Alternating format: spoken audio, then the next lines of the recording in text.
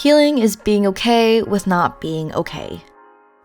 I've never had the greatest relationship with sex, my measure of self-worth, puberty, periods, and virginity. I wanted to face my fear when it came to sex. So to start, I'm honestly not going to add some sort of deep emotional meaning to periods because honestly, they suck. And no English metaphor can fix cramps and nausea. Just sharing my story may help another human like me, who also struggles with the idea of sex and periods, or who needs comfort while on their period. So let's just unwind together today in a safe space.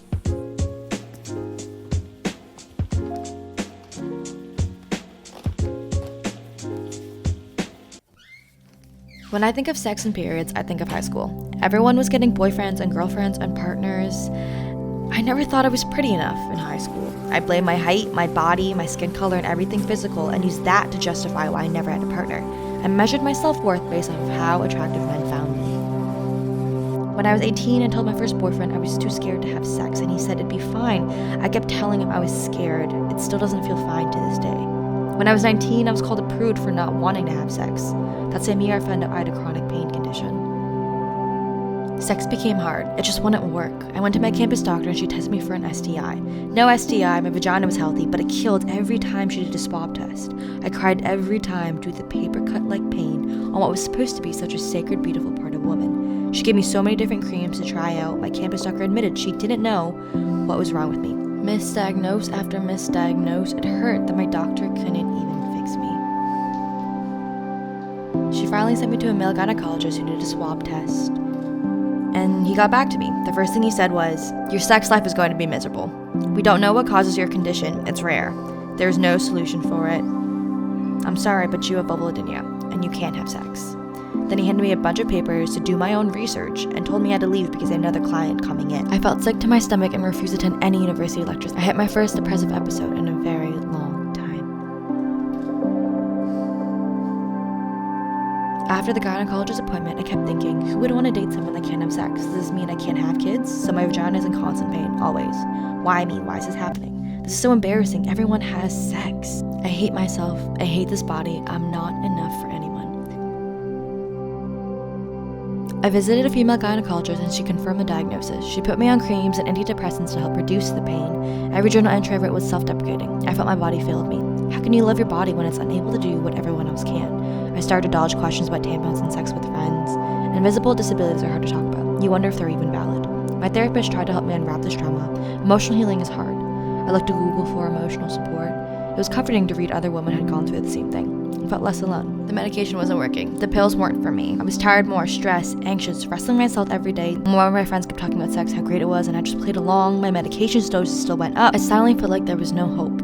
Then I was redirected to a pelvic therapist. She told me she worked with women just like me. She explained the functions of the pelvic floor and how tight mine was. The trauma replaying itself in my head and the condition made my muscles so tight. I understood what heal the mind first, then body meant. So every week I'd have an appointment with her. We'd work on exercises to loosen my muscles and teach and reteach my nervous system that I was safe. This healing process has been tough, but if I look back at how far I've come from crying and traumatic fear every time I visited the gynecologist to not being able to build a healthy relationship with my body and feeling more comfortable with penetration, I'm no longer scared of my body. I no longer blame it. Parts of my body don't define me, and how I feel about my body is what defines me. And it's okay if some days I feel crappy about my body, both on and off my period. We are meant to feel across the entire spectrum of human emotion. Humans weren't built to feel one emotion all the time. This includes happiness. We are always healing. It's okay to just be. No matter how you feel today, your existence makes a positive difference. Even on shitty period days. Life is tricky, baby. Stay in your magic.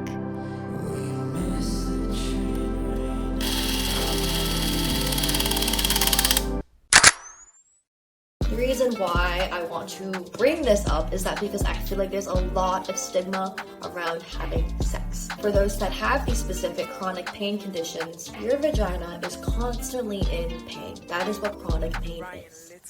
Around your vagina, around a place that creates babies, around a place that is known for pleasure, a place that is known to put worth on who you are as a person, is like your body count or if you've had sex or not, and this whole social construct idea of virginity. I want you dear audience, listener, to just be kind towards those who struggle to have sex, who don't have sex, who have a fear of having sex, or have a reason to not have sex. Be kind, because you don't really know the journey someone has gone through within their own body. There's a lot of conditions people have that they don't feel comfortable talking about, and sometimes when jokes come around and it's okay to like, oh, you know, like hint at things or like jab at parts of a body that like you don't really fully know the whole story behind.